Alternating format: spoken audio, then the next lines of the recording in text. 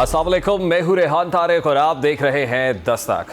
जंगें सिर्फ महाज पर नहीं लड़ी जाती, उनकी कीमत माओ के आंसू, बच्चों का खौफ, उजड़ते घर और बेगुनाह इंसानों की लाशें अदा करती।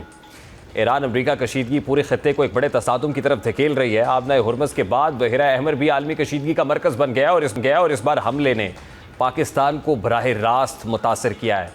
बाबुल मंदब के करीब एक तिजारती जहाज़ पर हौसी तंजीम अंसारुल्लाह के हमले में 3 पाकिस्तानी शहरियों की हलाकत ने कई संगीन सवालात खड़े कर दिए। हौसियों ने दावा किया है कि उन्होंने सऊदी फौजी साजो सामान ले जाने वाले जहाज़ को निशाना बनाया, लेकिन असल हकीकत यह है कि बहरा अहमर में जारी ये कशीदगी अब सिर्फ मशरिक़ वस्ता तक महदूद नहीं रही, बल्कि इसके असरात बराह रास्त पाकिस्तान तक पहुँच चुके। वज़ीर ख़ारजा इसहाक़ डार ने वाक़े की शदीद मज़म्मत करते हुए वाज़ेह किया है कि पाकिस्तान मुतल्लिका सऊदी हुकाम और यमन की हुकूमत से मुसलसल राब्ते में है। आलमी ताकतें आखिर कब तक इस खत्ते को जंग की आग में झोंकती रहेंगी और कब तक आम शहरी इसका खमियाजा भुगतते रहेंगे। अमरीका और ईरान के दरमियान 17 जून को होने वाले अबूरी मुआहदे की मुद्दत 60 दिन थी और यह मुद्दत 16 अगस्त को पूरी हो रही है, यानी सिर्फ 4 दिन बाकी हैं। मशरिक़ वस्ता का महाज इस नहज पर पहुँच चुका है जहाँ एक गलत कदम पूरी दुनिया को जंग की आग में धकेल सकता है। इस खतरनाक सूरत हाल में पाकिस्तान की मस्बत और अमन पसंद सोच किसी से ढकी छुपी नहीं है। पाकिस्तान ईरान और अमरीका के दरमियान जारी जंग और कशीदगी के खात्मे के लिए भरपूर सिफारती कोशिशें कर रहा है। वफाकी वज़ीर दाखिला मोहसिन नकवी का ईरान का अहम दौरा इसी इंतहाई हसास सिफारती मिशन का हिस्सा है।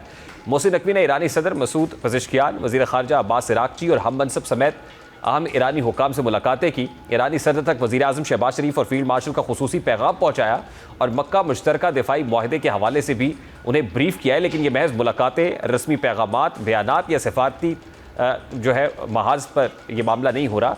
ये अमन के लिए ऐसे वक्त में की जाने वाली इंतहाई संजीदा कोशिशें हैं जब खत्ते के आसमान पर जंग के बादल मंडला रहे हैं और एक चिंगारी पूरे मशरिक़ वस्ता को अपनी लपेट में ले सकती है। मोहसिन नकवी ने वाज़ेह और दो टोक अल्फाज में कहा है कि ईरान और पाकिस्तान के ताल्लुकात मजबूत और ना टूटने वाले हैं और तेहरान से भी जवाब उतना ही वाज़ेह आया। ईरानी सदर मसूद पज़ेश्कियान ने कहा कि ईरान इस्लामाबाद के साथ सियासी, इक़्तिसादी, तिजारती, सकाफती और सिक्योरिटी समेत हर शोबे में ताल्लुकात मज़ीद गहरे करने के लिए तैयार है। यानी पाकिस्तान सिर्फ जंग रोकने की बात नहीं कर रहा, बल्कि वो ये पैगाम भी दे रहा है कि मुश्किल वक्त में दोस्त वही होता है जो सिर्फ दूर खड़े होकर तमाशा नहीं देखता, बल्कि ख़तरे के बीच खड़ा होकर रास्ता निकालने की कोशिश करता है।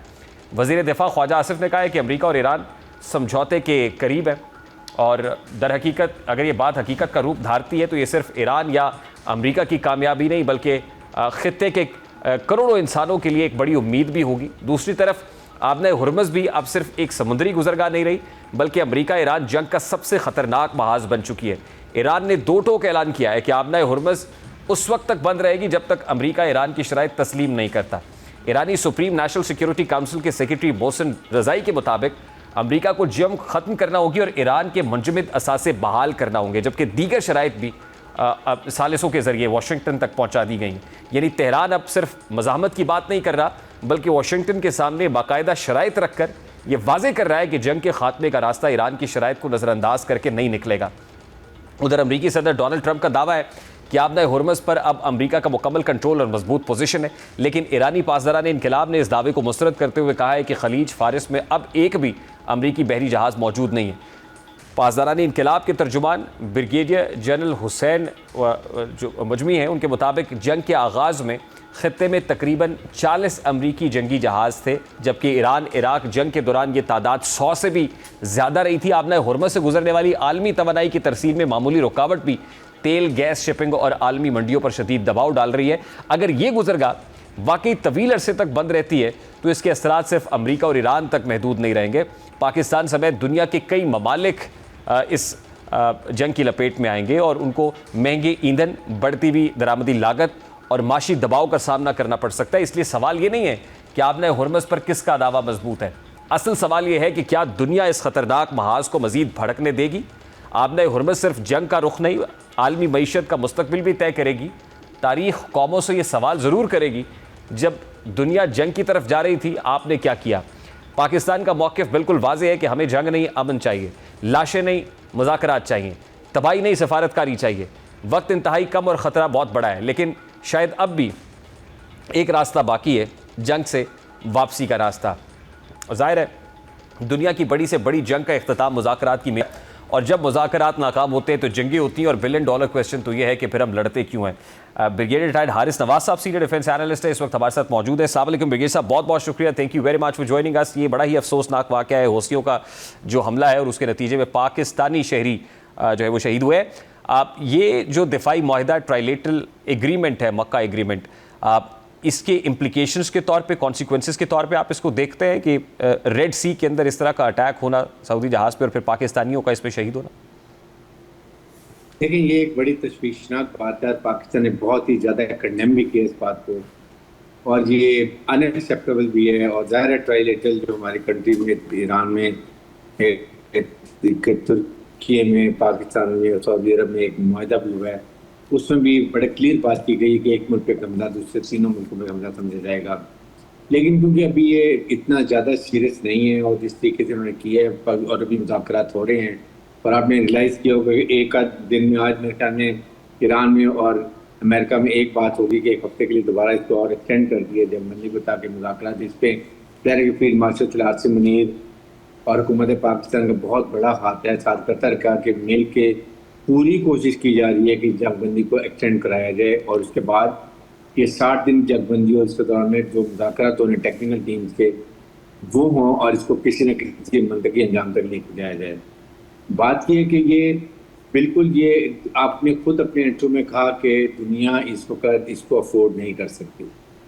जब पूरी दुनिया कह रही है कि ये जंग बंद होनी चाहिए, ये इससे इकोनॉमिक क्राइसिस जो दुनिया गुजर चुकी है, एनर्जी क्राइसिस से, फूड सिक्योरिटी क्राइसिस से, इसका मतलब है कि ये बहुत ही नुकसानदेह हुई है और अब दोबारा मुतहम्मिल नहीं हो सकती है कि 40-50 दिन की और लड़ाई शुरू हो जाती है।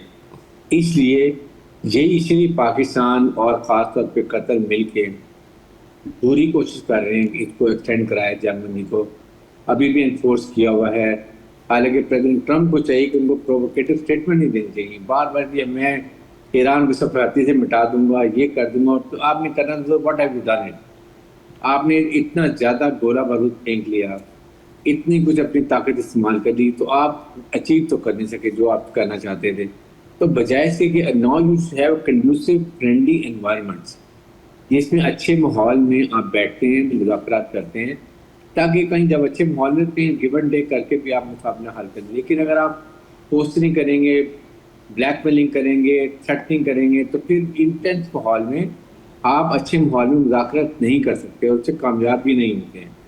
यही पाकिस्तान बार बार अमेरिका को, प्रेसिडेंट को, वाइस प्रेसिडेंट को, ईरानी लीडरशिप को बता रहे हैं कि एक तो इसको अपना सेल्फ कंस्ट्रेन करें, डोंट गो फॉर वॉर। इस वक्त दुनिया अफोर्ड नहीं कर सकती, खलीजी ममालिक का बुरा हाल है, वो सबसे ज़्यादा अमेरिका पे जोर दे रहे हैं कि जंग बंदी करें, नो वॉर। यूरोपियन यूनियन भी, इवन नेटो भी चाह रहा है। इसके बाद पाकिस्तान, ये चाइना, रशिया, कोई लड़ाई नहीं चाहता दुनिया में। इस वक्त बहुत सख्त हालात ख़राब हैं, और अगर खुदा न खासा लड़ाई एक्सटेंड होती है 40-50 दिन की, तो आप सोच लें कि जो चलो ईरान का नुकसान होगा, ये खलीज मालिक नुकसान होगा, दुनिया का कितना नुकसान होगा। इसलिए I am still very hopeful कि ये मुज़ाकरात कामयाब होंगे, ये जंगबंदी एक्सटेंड होगी, और उसके बाद टेक्निकल टीमें बैठेंगी और उसको माल करेंगी। ईरान को चाहिए, आपको भी बेनिफिट्स होंगे इसके मुज़ाकरात के, ज़्यादा पॉइंट आपके फेवर में है। अपने आपकी अवाम ने बड़ी तकलीफ उठाई है पिछले 47 ईयर्स में, अब आप कोशिश करेंगे उसका भी इजाला कर सके।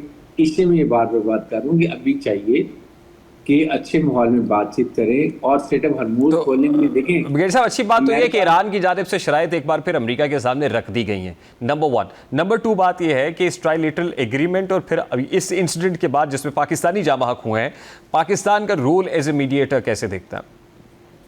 देखिए, पाकिस्तान को is very clear, field marshal और प्राइम मिनिस्टर पाकिस्तान बहुत क्लियर हैं कि जब भी अगर उन दोनों हमारे पे होगा तो Pakistan will stand with them. लेकिन ईरान से भी हमारे ताल्लुकात अच्छे, इसलिए पाकिस्तान ईरान से बात कर रहा है, और ईरान ने इस ट्राइलेटरल का जो डिफेंस माहिदा है इसको अप्रिशिएट किया, और उन्होंने कहा जी हमें कोई प्रॉब्लम नहीं है, क्योंकि पाकिस्तान ने उनको ब्रीफ भी कर दिया कि इसके क्या कदोकाल हैं, और यहाँ तक कह दिए कि ये it is open for all Muslim country including Iran.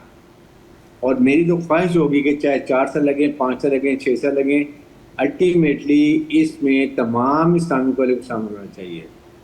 The financial support of खलीजी ममालिक, उसके बाद लेबर सस्ती, स्किलफुल लेबर मौजूद, साइंटिस्ट मौजूद, मिलिट्री हार्डवेयर तुर्की और पाकिस्तान के बहुत ज़्यादा तादाद में हम बना रहे हैं, काफ़ी ज़्यादा मॉडर्न टेक्नोलॉजी है। चाइना की सपोर्ट हमें J10, J17, PL15, उसके बाद और हमारे पास इसको हम एक्सपेंशन कर सकते हैं अगर फंडिंग आ जाती है खलीज ममालिक की। और यही चीज़ें हम फिर अब हम इनको बेचते हैं अपने खलीज ममालिक को। साथ यहाँ पर देखें, साइंस में करें, तरक्की करें, बैंकिंग में करें, ट्रेड में करें। आपका जो पैसा खलीज ममालिक का बाहर ममालिक में जाता है, ईरान में, अमेरिका में और यूरोपियन यूनियन में, वो वहाँ पैसा फ्रीज हो जाता है। तो आप अगर इस्लामिक वाले करेंगे तो सेव भी होगा, अपने इस्लामिक वाले भी होगा, जब पैसे चाहिए आपको मिल भी जाएगा, सेव करेंगे। और इस पर अथॉरिटी से इसराइल का हमेशा का ग्रेटर इसराइल का ख्वाब ख़त्म हो जाएगा। अगर Iran, Turkiye, Pakistan, Egypt, Saudi Arab, Qatar शामिल हो जाते हैं, दैट मीन्स इसराइल का ख्वाब ग्रेटर का फिनिश, ख़त्म।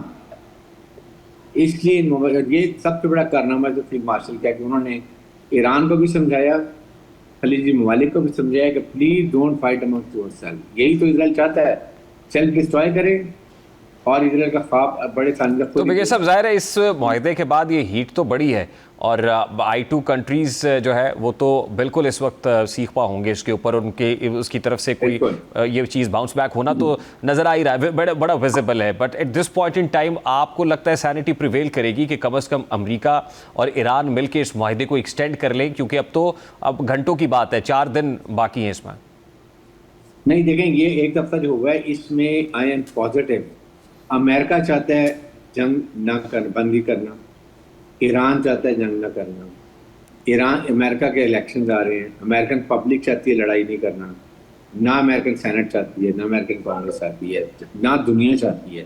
एक इजराइल सिर्फ एक स्पॉइलर जो चाहता है कि लड़ाई और अमेरिका और ईरान को मिलिटरीली 0/0 कर दो। इसलिए मुझे बहुत उम्मीद है, और जिस तरीके से पाकिस्तान के फील्ड मार्शल दिन रात मेहनत कर रहे हैं, और फिर हमारे प्राइम मिनिस्टर पाकिस्तान मेहनत कर रहे हैं, फिर उसके बाद कतर लगा हुआ है इसमें ये सऊदी अरब भी शामिल है, कतर भी शामिल है, इजिप्ट भी शामिल है, तुर्किया भी शामिल है। ये सारे ममालिक यही कोशिश कर रहे हैं और इसी वजह से फिर सेकंड रीज़न आपको पता है कि जनरल डैन केन ने भी, joint chief of staff committee, उन्होंने भी ये कहा कि जी हमें इस वॉर से निकलना चाहिए, America should get out of the war. हमारे पास कुछ जो आपके खास पैट्रियट मिसाइल हैं, एयर डिफेंस मिसाइल हैं, पैट्रियट हैं, खाद हैं, ये सारे के सारे डिप्लीट हो रहे हैं और इनको बनाने में और टाइम लगेगा। ईरान 4 लाख डॉलर का एक फायर करता है, या 8 लाख रुपए का, और इधर से 4 करोड़ रुपए के पैट्रियट के खाद मिसाइल फायर होते हैं उसमें इंटरसेप्ट करने के लिए। सोचें कितना एक्सपेंसिव हो रहा है। तो ये सारी चीज़ें देखते हुए अमेरिकन प्रेसिडेंट ने भी इसलिए भी सोचा कि ठीक है कि मैं ये जगबंदी की तरफ जाऊं। इसलिए इसको ईरान को चाहिए नो प्रोवोकेशन, प्लीज अवॉइड दो शोर से। अगर कोई जहाज़ गलत आ जाता है लेन में, आप उस मुल्क से रब्ता कायम करें, आप पाकिस्तान से रब्ता करें, आप कतर से रब्ता करें, जो मीडिएटर्स हैं उनको बताएं कि प्लीज़ रिटर्न बैक, ताकि एस्केलेशन नहीं होनी चाहिए। आपके मुल्क के लिए, वहाँ के लिए बहुत फ़ायदेमंद है कि आपको फ्री एसेट फ्रीज हो रहे हैं, आपकी सैंक्शन ख़त्म हो रही हैं, आपको तेल और गैस बेचने की उन्होंने खुली मार्केट में इजाज़त दे दी थी। उसके बाद $300 मिलियन का इंफ्रास्ट्रक्चर नुकसान है, वो आपको रिपेयर करके वापस कर रहे हैं। तो ये सारी चीज़ें आपके फेवर में हैं। इसलिए मैं ये कहता हूँ कि स्ट्रेट ऑफ हॉर्मुज़ भी है बिल्कुल वो, और पहले भी जब स्ट्रेट ऑफ हॉर्मुज़ खोलने की बात हुई तो यही कहा था कि management will remain with Iran. टॉल की बात नहीं, लेकिन मैनेजमेंट और बीम की जो है कंट्रोल। तो अभी भी ऐसी बात होगी, आप सिर्फ तहम्मुल से, लॉजिक से बैठ के मुज़ाकरात करेंगे तो उसका हल निकल आएगा। और जो आपके साथ बहुत सिंसियर मुल्क पाकिस्तान आपके साथ है। ठीक, लास्टली ब्रिगेड साहब, ज़ाहिर है वक्त बड़ा अहम है, जिस वक्त इंटीरियर मिनिस्टर दौरा ईरान पे है, इस दौरे के आउटकम्स क्या देख रहे हैं आप? आई एम वेरी पॉजिटिव कि ये दौरा बड़ा कामयाब होगा। अभी फॉरेन मिनिस्टर ने ईरानी फॉरेन मिनिस्टर को, उनके असम्बली के स्पीकर को बुलाया है, वो भी आएंगे और इन्हीं दिनों में बैठ के मुज़ाकरात होंगे। नकवी साहब वहाँ पर गए हुए हैं डायरेक्ट, उसके बाद वो आएंगे, हमारी लिस्ट को बताएंगे, फिर उनकी टीम आएगी, बैठ के आई थिंक वहाँ पर ये मसला हल हो जाएगा। गिवन डे करके it must be resolved. Iran still remain a military power, जो दुनिया को बता दिया री इमर्ज एज मिलिट्री पावर, जो लोग गलत समझ रहे थे।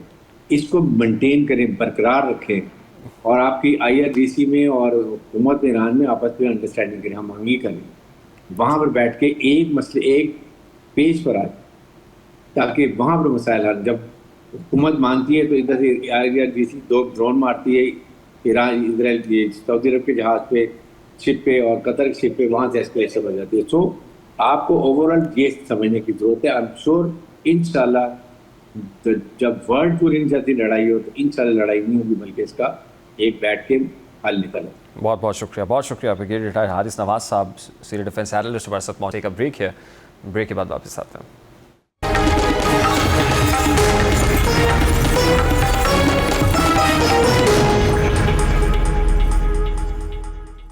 रावलपिंडी के मॉल रोड पर सिक्योरिटी फोर्सेस पर फायरिंग, एक एहलकार जख्मी। जवाबी कार्रवाई में हमलावर हलाक और फिर चंद घंटों में इस वाक़े ने नया तूफान खड़ा कर दिया। हमलावर मोहम्मद हुसैन PTI का सरगर्म कारकुन मुबैना तौर पर PTI का सरगर्म कारकुन निकला। कब्जे से मुबैना तौर पर PTI का झंडा, असलहा, गोलियां और दीगर दस्तावेजात भी बरामद हुई। पुलिस के मुताबिक वाक़या सुबह तकरीबन 11:15 पर पेश आया। मोहम्मद हुसैन नामी शख्स ने सिक्योरिटी फोर्सेस की पेट्रोलिंग टीम पर फायरिंग की जिससे एक एहलकार ज़ख्मी हुआ, जबकि जवाबी कार्रवाई में मोहम्मद हुसैन मारा गया। पुलिस का कहना है कि उसके मोबाइल फ़ोन और दीगर सामान से मज़ीद शवाहिद और रवाबित सामने आए हैं। वज़ीर ममलिकत बराए दाखिला तलाल चौधरी के मुताबिक हमलावर मोहम्मद हुसैन KP हाउस में रहता था और उसके PTI वालों से राब्ते थे। उनका कि सियासी क़यादत को ये भी देखना होगा कि कारकुनान को क्या सोच और क्या नज़रिया दिया जा रहा है। तलाल चौधरी ने इस मुतालिक क्या कहा, ज़रा सबसे पहले उसकी झलक आपके सामने रखते हैं। कारकुन आपके KP हाउस इस्लामाबाद में रहता रहा, आपके रहनुमाओं से मिलता रहा, किस अहम रहनुमा के साथ उसकी अलैक सलैक तस्वीर और सब कुछ नहीं। अगर इतना पागल था, दिमागी तवाज़न ठीक नहीं था, तो आप उसको अपने इस तरह की जगहों पर लाते क्यों रहे, अपने मुजाहिरों में फ्रंट लाइन पर रखते क्यों रहे? क्या आप नौजवानों को इस्तेमाल करते हैं, ऐसे लोगों को जो ज़हनी तौर पे जरा जज्बाती हैं या कमज़ोर हैं? तहरीक इंसाफ ने वाक़े की शदीद अल्फाज में मज़म्मत की है। PTI ने वाक़े की जुडिशल इंक्वायरी में CCTV, मोबाइल डेटा और दीगर शवाहिद आवाम के सामने लाने का मुतालबा किया है। पार्टी चेयरमैन बैरिस्टर गौहर ने कहा कि तहरीक इंसाफ एक पुरअमन सियासी जमात है, दहशतगर्दी पर यकीन नहीं रखती।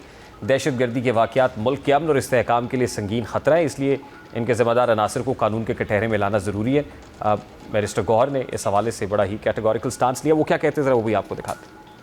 रावलपिंडी में सिक्योरिटी फोर्स के साथ पेश आने वाले वाक़या की शदीद मजम्मत करता हूँ। पाकिस्तान तहरीक इंसाफ एक सियासी जमात है, एक पुरअमन जमात है, किसी सूरत दहशतगर्दी इंतशार पे यकीन नहीं रखती। हम दहशतगर्दी की हर फार्म में शदीद मजम्मत करते हैं। इसके साथ साथ मैं इस बात की शदीद तरदीद करता हूँ कि किसी भी दहशतगर्द का पाकिस्तान तहरीक इंसाफ या उसके क़ियादत या इसके पार्टी के साथ कोई ताल्लुक रहा है। PTI रहनुमा शफी जान ने तस्दीक की है कि मोहम्मद हुसैन पार्टी का कारकुन था, लेकिन वो किसी ओहदे पर नहीं था। उनके मुताबिक वो तकरीबन 9 माह से ज़हनी तवाज़ुन के मसले से दोचार था और उसे कभी कोई जिम्मेदारी नहीं दी गई। उन्होंने सिक्योरिटी एहलकार पर फायरिंग की मजम्मत करते हुए वाज़ेह किया है कि PTI ऐसे वाक़यात की हिमायत नहीं करे। मोहम्मद अली दुरानी साहब, साबिक़ वफाकी वज़ीर, सीनियर सियासतदान हमारे साथ मौजूद है। अस्सलाम वालेकुम दुरानी साहब, बहुत बहुत शुक्रिया आपके वक्त के लिए। दुरानी साहब, ये एक इंसिडेंट आपकी नज़र से गुजरा होगा और फिर GHQ पे जब हमला हुआ था तो उसके बाद भी आज तक PTI CCTV और सब्सटेंशियल एविडेंस और ये सब की बात करती है। इस इंसिडेंट के बाद भी पार्टी चेयरमैन ने कुछ ऐसे ही मौक़िफ़ इख्तियार किया है। ये कोई सोच है, कोई नज़रिया है, जैसे तलाल चौधरी साहब ने कहा, जिसको परवान चढ़ाया जा रहा है, क्या कहेंगे आप इसको? बिस्मिल्लाहिर्रहमानिर्रहीम। मतलब ये वो अमल है या वो सोच है या वो इक़दाम है जो कि किसी के फ़ायदे, मतलब ये मुल्क के लिए नुकसानदेह है, ये उस पार्टी के लिए नुकसानदेह है जिस पार्टी का वर्कर है, और ये अमूमी तौर पर मैं समझता हूँ कि हमारे पूरे जो कॉन्सेप्ट ऑफ पॉलिटिक्स है उसके अगेंस्ट है। अच्छी बात है कि उनकी लीडरशिप ने उसको डिसोन किया है और उसके बारे में एक नेगेटिव दिया है, लेकिन इसमें सोचने की चीज़ ये है कि ऐसी शिद्दत पसंदी की सोच क्यों कर पैदा हो रही है उनकी पार्टी के वर्कर में या किसी के अंदर भी एक जो इस वक्त हम अमूमी एक शिद्दत पसंदी के रवैये देख रहे हैं, इसमें मैं समझता हूँ कि सियासतदानों को और बिलखुसूस उनके जो फॉलोअर्स सोशल मीडिया के ऊपर प्रोएक्टिव हैं या वैसे प्रोएक्टिव हैं, उन्हें चाहिए कि वो अपने वर्कर को जमहूरी प्रैक्टिसेस की तरफ लेके जाए, ना कि इस किस्म का गुफ्तगू करें, इस किस्म का रवैया अख्तियार करें जिसके नतीजे में बिलावजह मुल्की इदारों को उसमें एंगेज करने की कोशिश की जाए। और मेरा, आपको पता है, मेरा इस पर बड़ा क्लियर है कि ये मामला है अपोजिशन और हुकूमत के दरमियान का, और इसको अपोजिशन ने अगर अपोजिशन करनी है तो वो हुकूमत के खिलाफ करे, और अपने वर्कर को अगर किसी जद्दोजहद में डालना है तो उनको सियासी जद्दोजहद में डाले। किसी और तरफ जाना उनके भी फायदे में नहीं है, मुल्क के फायदे। आपको याद होगा नौरीन नियाजी साहिबा ने एक स्टेटमेंट दिया था पिछले दिनों, मानी पीटीआई की हमशीरा, उसके बाद भी एक और मचा था। अब ये स्टेटमेंट, अब जो इंसिडेंट है इनफैक्ट ये हुआ है, और उससे पहले भी, तो फिर एक नैरेटिव तो बिल्ट होता है जो खासा एंटी स्टेट है, और ये एलिमेंट परवान चढ़ता है। ये सोच कहाँ पे जन्म ले रही है, पनप रही है, और इसके कॉन्सिक्वेंसेस क्या होंगे, इदारे तो फिर ये देख रहे हैं। देखिए, ये जो सोच है ना, इसको हमने पाकिस्तान में बहुत दफ़ा इस पुरतशद्दुद रवैयों पे मबनी पॉलिटिकल जो इनिशिएटिव्स थे या पॉलिटिकल पार्टीज के अंदर जो शिद्दत आई, वो हमने पीपल्स पार्टी की देखी, हमने एएनपी की देखी, उससे पहले भी हमने बहुत से ऐसे अखबार देखे। लेकिन ऐसा हर इकदाम जो है वो पशेमानी पे ख़त्म होता है। ऐसा कोई भी इकदाम जो है वो अल्लाह की मेहरबानी से हमारे इंशाल्लाह कभी भी मुल्क को कोई नुकसान नहीं पहुंचा सकेगा। लेकिन मैं समझता हूं कि इसके ऊपर पॉलिटिकल लीडरशिप को अपना जो है पूरा इन्फ्लुएंस असर्ट करना चाहिए, बल्कि इसको डिसोन ही नहीं करना चाहिए, इसको डिस्पेकेबल बनाना चाहिए ताकि उनका कोई वर्कर इस तरफ ना जाए। और मैं इसमें चाहूंगा कि लीडरशिप की फेस वैल्यू स्टेटमेंट्स जो हैं उनको अहमियत दी जाए। अगर वो डिसोन करते हैं, नहीं मानते और क्लियरली कहते हैं कि हम नहीं चाहते कि हमारे वर्कर इसमें एंगेज हों, तो ये उनका एक पॉजिटिव इक़दाम है, इसको पॉजिटिवली लेना चाहिए। लेकिन बहरहाल इसके ऊपर डिस्कशन भी होनी चाहिए और इसके बारे में एक राय साजी भी होनी चाहिए ताकि अमूमी वर्कर को पता चले कि ये हमारा मुल्क है। हम इस मुल्क के अंदर जो है एक दूसरे के खिलाफ सियासत तो कर सकते हैं, लेकिन एक दूसरे के खिलाफ बंदूक नहीं उठा सकते। बट हैविंग सेड दैट कि पीटीआई लीडरशिप इसको अपने आप से डिस्टेंस कर रही है, या वो कहती है हमारा वर्कर नहीं, या ज़हनी मरीज़ है, जो भी है, इदारों के साथ जो पीटीआई का खलीज है वो बढ़ता है इस तरह के इंसिडेंट से। और आज एज ऑफ नाउ वो स्पेस, वो जो एक गैप है, वो कहाँ खड़ा है सर? मैं तो देखें, पीटीआई के बारे में मैंने हमेशा उनकी जो पॉलिटिकल रेफरेंस से उनके बहुत से इश्यूज पे उन्हें सपोर्ट किया है, लेकिन एक बात पे मैं हमेशा क्रिटिक रहा हूँ कि आपका मुकाबला सियासत से है, इदारों को बीच में लेके ना आए। इदारों को अगर आप लाएंगे तो खुद भी नुकसान उठाएंगे, मुल्क को भी नुकसान देंगे और अपने वर्कर को भी नुकसान देंगे। और यही चीज उन्हें समझाने की मैंने तो पूरी कोशिश की है, और मैं अभी भी यही कहूंगा कि सिर्फ उसके लिए कोई बोनसी है, कोई जस्टिफिकेशन ना तराशें कि जहन सही था या नहीं था। ये गलत इकदाम है, उसको गलत कहे जाए और अपने वर्कर को क्लियर मैसेज दें कि इस किस्म के इकदाम जो है हम नहीं चाहते कि हमारा कोई भी वर्कर इसमें इन्वॉल्व हो, और हम इस सोच की को नफी करते हैं। और इसमें जो बिलखुसूस उनके बाहर लोग बैठे हुए हैं या मुख्तलिफ जो लोग सोशल मीडिया पे उनके प्रोएक्टिव हैं, उनके बारे में भी उन्हें क्लियर मौक़िफ़ लेना चाहिए कि वो जो इस रेफरेंस से वर्कर को मिसगाइड करते हैं, उसको इमोशनल बनाते हैं, वो इस काम से बाज आए और उनके हर इकदाम को वो, मेरा ख्याल है कि उन्हें रिजेक्ट करना चाहिए और उनको उस पर क्रिटिसाइज। दुरानी साहब, पीटीआई के लिए सिस्टम में कुछ स्पेस है? देखेंगे, मैं तो समझता हूं कि अगर अवाम में स्पेस है तो सिस्टम को भी स्पेस बनानी चाहिए। और अवाम अगर उनको ओन करती हैं तो अवाम, तो इस मुल्क के अवाम जो है वो बहुत जमहूरी हैं। इस मुल्क के अवाम मुल्क से मोहब्बत करने वाले अवाम हैं और वो शिद्दत पसंदी के रवैयों को उन्होंने कभी भी एक्नॉलेज नहीं किया। तो मेरा ये ख्याल है कि अगर वो अपनी, जब तक वो पॉलिटिकल प्रोसेस पे यकीन रखते हैं, उन्हें स्पेस मिलनी चाहिए और इसके लिए जो मेरा एक बड़ा कांस्टेंट क्रिटिसिज्म है, इसके लिए हुकूमत अपना रोल अदा नहीं कर रही।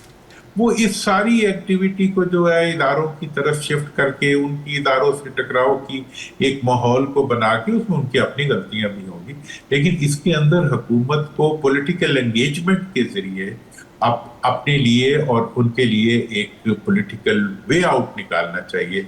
ना कि हम देखें, अपने मुल्क में किसी को खत्म नहीं कर सकते और ना ही सियासी तौर पे किसी सियासी कुव्वत को जो है वो डंडे की ताकत से या पुलिस की ताकत से खत्म किया गया है, लेकिन इसको आगे बढ़ाने के लिए शिद्दत पसंदी की तो कोई जगह है नहीं, लिहाजा हमें एक पॉलिटिकल प्रोसेस की जगह बनानी। और सर जाहिर है उस पॉलिटिकल प्रोसेस को फिर इंक्लूसिव होना चाहिए। जब आप ये कहते हैं कि सिस्टम कोलैप्स कर गया है, कर चुका है या कर रहा है, तो उसके लिए भी जाहिर है एक डायलॉग चाहिए, कंसेंसस चाहिए कि just to see what is the way forward now, और उस प्रोसेस के अंदर इंक्लूसिवनेस चाहिए। तो उसके लिए what do you think concern quarters क्या ये नहीं देख रहे हैं कि ultimately we'll have to take them on board? देखें, इंक्लूसिव के लिए तो बड़ी सीधी सी बात मैं आपको बता दूं, और मैं बार बार कह चुका हूं कि हमारा पूरा निजाम जो है वो 54 साल से एक तार पे चल रहा है। इससे मतलब हैंडीकैप्ड सिस्टम, वो सिस्टम जिसमें हुक्मरान तो हैं लेकिन अवाम नहीं, अवाम के लिए कोई रोल नहीं। इस मुल्क के अंदर बल्दियाती इदारे नहीं है, सो कॉल्ड जमहूरियत। मुझे दुनिया में कोई एक जमहूरियत भी ऐसी नहीं मिलती जो जमहूरियत हो और उसके अंदर पब्लिक की इन्वॉल्वमेंट ना हो। जहां पे जमहूरियत नहीं भी है वहां पे भी पब्लिक इन्वॉल्व है। चाइना के अंदर 60% से ज्यादा एक्सपेंस जो है वो लोकल बॉडीज के जरिए होता है। हमारा ये हाल है कि हमने 18वीं तरमीम करके सारे पैसे तो अपने कब्जे में कर लिए और हमने जो है वो बोरियों में भर के जो है सारी की सारी जो रिसोर्सेज हैं उनको हमने सूबों के चीफ मिनिस्टर्स के हवाले कर दिया, जिन्होंने आवाम को उसमें इन्वॉल्व भी नहीं किया। मैं जिस वक्त ये हो रही थी मैं उस वक्त भी इसका मुखालिफ था और आज भी मुखालिफ हूँ।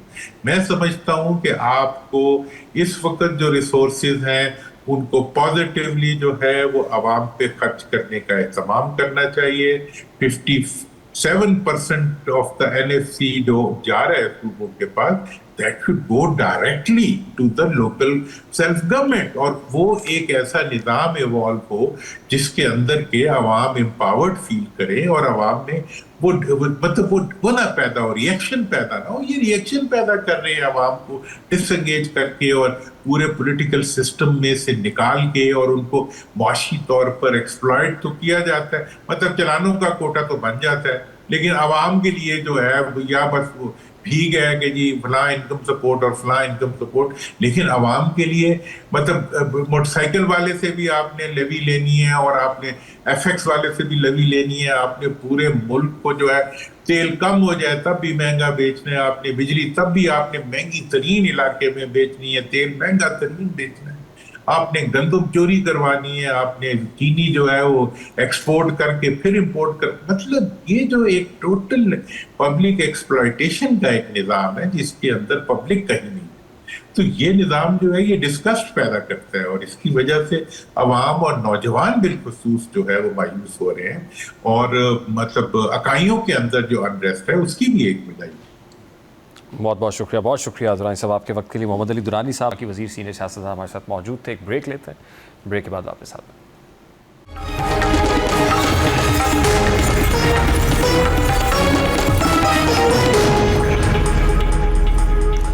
अफगानिस्तान में तालिबान के इक़्तिदार को 4 बरस से ज़ायद का अरसा बीत चुका है। सबसे खौफनाक सवाल यह है कि इस अरसे में अफगानिस्तान ने क्या खोया क्या पाया। सिर्फ हुकूमतें नहीं बदली, सिर्फ मईशत नहीं डूबी, बल्कि एक पूरी नस्ल के मुस्तकबिल पर ताले डाल दिए गए। यूनेस्को की रिपोर्ट एक ऐसा आईना है जिसमें अफगानिस्तान का आज और आने वाला कल दोनों खौफनाक दिखाई देते हैं। अफगानिस्तान में लड़कियों की आला तालीम पर पाबंदी के बायस तकरीबन 22 लाख अफगान लड़कियाँ सानवी तालीम से महरूम हैं, सिर्फ इसलिए कि वो लड़कियाँ हैं। और अगर पाबंदी जारी रही तो 2030 तक ये तादाद 40 लाख तक पहुँच सकती है। ज़रा सोचिए, ये सिर्फ 40 लाख तालिबात नहीं होंगी, ये 40 लाख ख्वाब होंगे, 40 लाख जहन होंगे, 40 लाख मुमकिन डॉक्टर्स, इंजीनियर्स, असातिज़ा, साइंसदान और प्रोफेशनल्स होंगे जिनके हाथ में किताब होनी चाहिए थी मगर उनके हाथ पाबंदी से बांध दिए गए हैं। सिर्फ लड़कियों की बात नहीं, अफगानिस्तान में बच्चों की तालीम का पूरा निज़ाम ही तबाह हो चुका। 10 साल की उम्र के 90% से ज़ायद बच्चे एक सादा तहरीर भी नहीं पढ़ सकते। यादाद व शुमार नहीं, अफगानिस्तान का कौमी सानहा है। एक 10 साल बच्चा अगर चंद सतरें पढ़ने के काबिल नहीं तो कसूर बच्चे का तो नहीं, जिम्मेदारी हुकूमत पर है कि उसका मुस्तकबिल संवारने के लिए इक़दाम करे। जो बच्चा आज किताब नहीं पढ़ सकता वो कल कानून कैसे समझेगा, साइंस कैसे सीखेगा, टेक्नोलॉजी कैसे अपनाएगा, दुनिया के साथ मुकाबला कैसे करेगा। बंदूक नहीं, तालीम किसी भी नस्ल को ताकतवर बनाती है। यूनेस्को की रिपोर्ट ने एक और तल्ख हकीकत से पर्दा उठाया है कि 21 लाख से ज़ायद बच्चे स्कूल से बाहर हैं। यानी अफगानिस्तान में सिर्फ लड़कियों के स्कूल के दरवाजे बंद नहीं, एक बड़ी तादाद में बच्चों के लिए तालीम का रास्ता ही सिकुड़ जाता है। जिन स्कूलों में बच्चे मौजूद हैं वहाँ भी बुनियादी सहूलियात का फुकदान है। बहुत से स्कूलों में साफ़ पानी, सफाई और मुनासिब सहूलियात तक दस्तयाब नहीं है। 1000 से ज़ायद स्कूल तनाज़ात और कुदरती आफात के बाइस बंद हैं। तो फिर सवाल यह है कि जिस मुल्क में स्कूल ही महफूज नहीं, वहाँ बच्चे और उनका मुस्तकबिल कैसे महफूज होगा। इस तबाही की कीमत सिर्फ आज नहीं, आने वाली दहाइयाँ अदा करेगी। ख़वातीन को तालीम और आला तालीम से महरूम रखने का मतलब सिर्फ उनके करियर का खात्मा नहीं, बल्कि पूरे मुल्क की माशी सलाहियत को काट देना है। अभी एक ब्रेक लेते हैं, ब्रेक के बाद वापस आते हैं।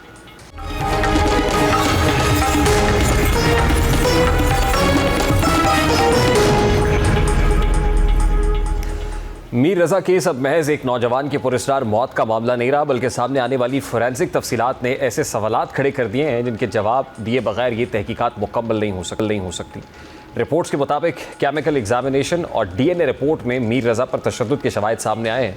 वकील जबरान नासिर का कहना था कि मीर रज़ा पर अगवा के बाद तकरीबन 12 घंटे तशद्दुद किया गया, उन्हें तेज़ाब पिलाया गया, जबकि उनकी शर्ट से भी तेज़ाब के ज़रात मिले। अगर ये नताइज हतमी तहकीकात में भी बरकरार रहते हैं तो फिर सबसे बड़ा सवाल यही होगा कि एक इंसान को इस हद तक अजियत देने की आखिर वजह क्या थी। मामला यहाँ ख़त्म नहीं होता। रिपोर्ट के मुताबिक मीर रज़ा के हाथों के फिंगरप्रिंट्स पर भी उस पर मौजूद नहीं थे। यानी सिर्फ मौत नहीं, मुबैना तौर पर शनाख्त मिटाने की कोशिश का पहलू भी सामने आ रहा है। सवाल यह है कि फिंगरप्रिंट्स कैसे गायब हुए? क्या ये सब कुछ मौत के बाद किया गया या इससे पहले? और अगर शनाख्त मिटाना मकसद था तो किस चीज़ को छुपाया जा रहा था?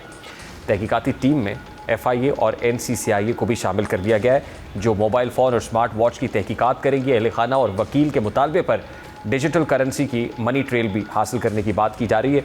वकील जबरान नासिर ने एक इंतहाई अहम खदशा जाहिर किया है कि मुमकिन है कि मीर रज़ा हैक किया गया हो। दूसरी तरफ ऑनलाइन टैक्सी ड्राइवर का बयान भी इंतहाई अहम है। ड्राइवर के मुताबिक मीर रज़ा ने गाड़ी में बैठ कर कहा कि गाड़ी तेज़ चलाओ, जल्दी पहुँचना है। उन्होंने 28 जुलाई को रात 3:57 मिनट पर राइड बुक की। सफ़र के दौरान उन्होंने ब्लूटूथ पर गाने चलाए, ना कोई कॉल मौसूल हुई और ना उन्होंने कोई कॉल की। अगर मीर रज़ा उस वक्त किसी ख़तरे में थे तो उन्होंने किसी को फ़ोन क्यों नहीं किया? क्या उन्हें ख़तरे का अंदाज़ा ही नहीं था या असल वाक़या इसके बाद पेश आया? अब तफ्तीश करने वालों के सामने सिर्फ ये सवाल नहीं कि मीर रज़ा की मौत कैसे हुई, बल्कि ये भी है किसने, क्यों, कब और किस मकसद के तहत उन्हें मुबैना तौर पर तशद्दुद का निशाना बनाया। फिंगरप्रिंट्स, तेज़ाब, DNA, mobile, smart watch, crypto accounts और सफ़र के आखिरी लम्हात, ये सब अलग अलग कड़ियाँ हैं। लेकिन अगर इन तमाम कड़ियों को जोड़ा जाए तो मुमकिन है मीर रज़ा की मौत के पीछे छुपी असल कहानी सामने आ जाए। वक्त कयास आराइयों का नहीं, सबूतों पर तहकीकात का दायरा वसी करने का है। और अगर किसी ने वाकई मीर रज़ा की शनाख्त मिटाने, उन्हें अजियत देने और मुमकिन तौर पर उनके माली असासों तक रसाई हासिल करने की कोशिश की तो इसे कानून के सामने लाना ही तहकीकाती टीम का असल इम्तहान होगा। प्रोग्राम का वक्त को पहुँचा, आपसे मुलाकात होगी इंशाल्लाह कल। अपना रखिए ख्याल। अल्लाह हाफ़िज़।